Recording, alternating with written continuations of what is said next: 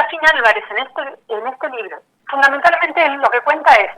los salarios no llegaban nunca a tiempo, eran muy escasos, y por esto dependíamos de los favores y servicios de los bolicheros, de los comerciantes, de los estancieros. Digamos, si era un buen policía o un mal policía, igual quedaba preso de estas relaciones de poder que lo sometían a actuar de distintas formas, a veces y muchas veces fuera de la legalidad, ¿no? Y por otro lado, también denuncia todo lo que fueron lo que eran las formas de ascenso político dentro de la policía,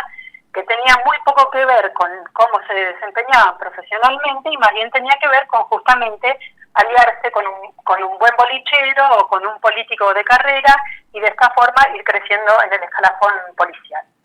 Entonces, por un lado hace toda esta denuncia y un análisis de lo que era la policía del territorio. Pero además, dentro de esta obra hay un capítulo que se llama La campaña depuradora de Mencue, que es la razón por la cual él fue expulsado de la fuerza, en donde él ofició de comisario a cargo de una razzia policial que se llevó a cabo en octubre de 1930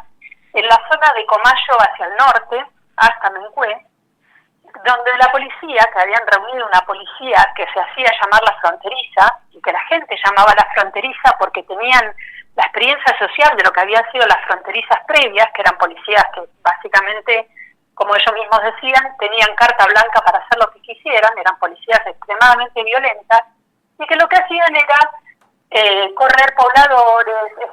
torturar gente, es decir, toda una serie de crímenes por los cuales nunca pagaron, ¿no? Entonces, este cuerpo particular que él conforma en 1930 tiene la misión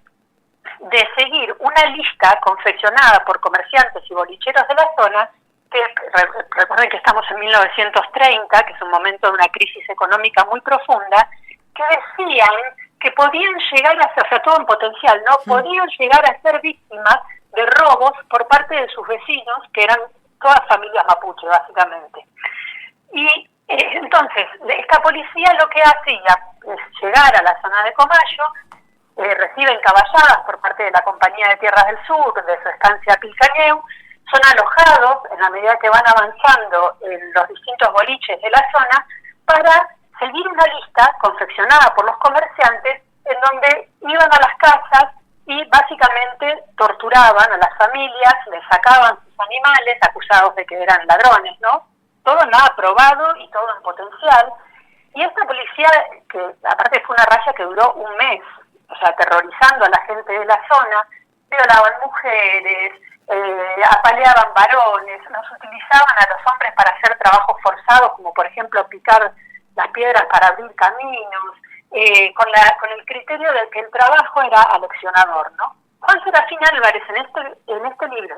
cuenta esta campaña, por supuesto eufemiza algunos de estos datos que yo estoy contando, que después fueron denunciados en la prensa, que fueron procesados judicialmente, y ya les digo, es la razón por la cual él fue expulsado de la policía, siendo reconocido como el único responsable, ¿no?, de toda esta razzia y esta violencia policial ejercida en la zona, pero que además son crímenes los que se narran en ese libro que todavía no han sido propiamente culpables, o sea, no hay culpables todavía, excepto Juan Serafín Álvarez, ¿no? Entonces es llamativo que reediten un libro que no solo está narrando penurias de la policía de hace un siglo atrás, que claramente si prestamos atención a lo que fueron los reclamos policiales del año pasado por salarios, condiciones de trabajo, etcétera, parecería ser que no estamos muy lejos tampoco de lo que Serafín Álvarez describía, ¿no? Pero por otro lado que expone las relaciones políticas, económicas y los autores intelectuales de lo que fue esta razzia, que como digo, todavía es un crimen impune, ¿no? Sí. Entonces es llamativo que el vicegobernador, que además es profesor de historia, salga a celebrar la revisión de este libro.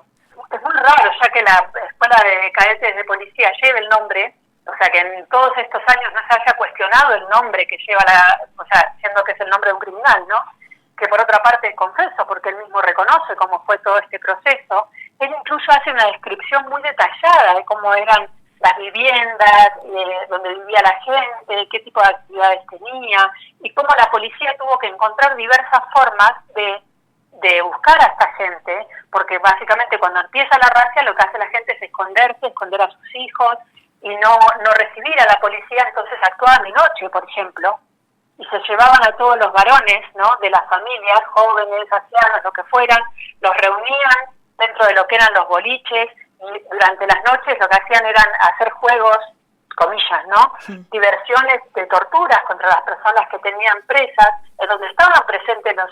comerciantes, los bolicheros de la zona, hacían apuestas, digamos, y los obligaban a hacer, por ejemplo, a montarse como si fueran caballos a los varones y a competir como en jineteadas. O sea, toda una serie de crueldades, crímenes que hasta el día de hoy, bueno, por supuesto tuvieron consecuencias sobre la vida de estas familias. Hay personas que fueron corridas de la zona y que nunca más pudieron volver a donde vivían. Hay personas que hoy por hoy siguen estando desaparecidas, es decir, que no se sabe qué pasó con ellos, si es que los trasladaron a otro lugar, si es que no se sabe qué pasó con ellos. Entonces, hay toda una serie de cuestiones asociadas a lo que es esta razzia que él describe ahí, que están hasta el día de hoy impunes. Entonces, ¿con qué fin la policía está celebrando la reedición de este libro, no? Digo, todavía es sorprendente, porque también ya han salido voces desde distintos lugares de la provincia diciendo, no anclando en el caso puntualmente, que por ahí no se desconoce, digamos, más que la situación policial en general, pero sí diciendo, bueno, ¿a qué se debe que vengan a celebrar lo que era la explotación de la policía o las formas estructurales en que la policía operaba hace casi un siglo atrás, y hoy por hoy no estamos tan distantes de lo que Juan Serafín Álvarez está describiendo? Ahora, en relación a lo que es la violencia policial, sería de temer que lo estuvieran reeditando por celebrar, digamos, lo que fue esa campaña. Ya el título lo dice, ¿no? Él mismo le pone ese título, Campaña Depuradora de Mencue. La idea de la depuración es la de limpiar, ¿no?, todo entre comillas, el territorio de esas personas que eran en ese momento indeseables, es decir, las familias de pequeños productores mapuches que tenían, digamos, un campo, que tenían una serie de animales, etcétera, y que fueron corridos de los territorios donde vivían. Claro, eso sí lo sabemos por las reconstrucciones que hemos hecho en torno a la prensa de la época, en donde más o menos 2 o 3 años después llega un corresponsal de un diario de Buenos Aires que se entera, digamos, de lo que había sucedido y de cómo se hablaba de la policía rionegrina en ese contexto, y empieza a recoger testimonios de las personas que habían sobrevivido a esta razzia policial o que tenían además consecuencias concretas, ¿no?, con niños con afectaciones traumáticas, con mujeres que habían sido violadas, etcétera. Y lo que hacen es reunir una serie de testimonios y hacen una presentación en Neuquén, suponiendo que la justicia de Neuquén era la que le correspondía seguir el caso. Este caso se eleva y después se considera un Neuquén improcedente, porque en realidad lo que corresponde a la policía rionegrina. En ese momento, el gobernador del territorio de Río Negro, y producto de las denuncias que se estaban haciendo en Buenos Aires a nivel mediático respecto de esta razzia policial, y estoy diciendo en 1934, es decir, 3 o 4 años después de los episodios,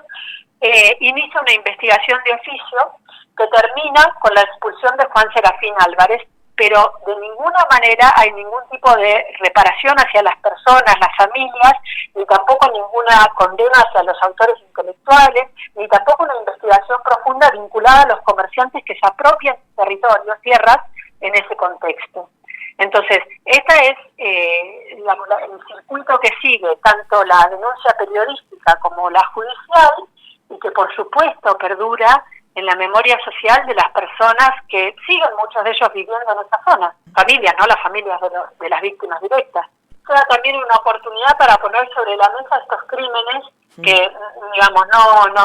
son crímenes que perduran porque, digamos, esto, ¿no?, las familias fueron afectadas, los territorios se perdieron en ese momento, hay gente de la cual no se sabe su devenir, es decir, que esos crímenes siguen vivos, digamos, en cierta forma, hasta tanto no haya alguna reparación. Así que traer esto a la luz, supongo que implica también repensar, o desde el Estado me refiero, lo que fueron estos crímenes y, bueno, algunas formas de pensar la reparación. Y digo esto también porque en las denuncias que se hacen, por ejemplo, en relación al presente, en torno al extractivismo y lo que está viviendo toda esta región, ¿no? La del norte de Comayo y hasta la zona de Mencue, cuando hay denuncias por parte de las organizaciones mapuche, organizaciones ambientales, etcétera,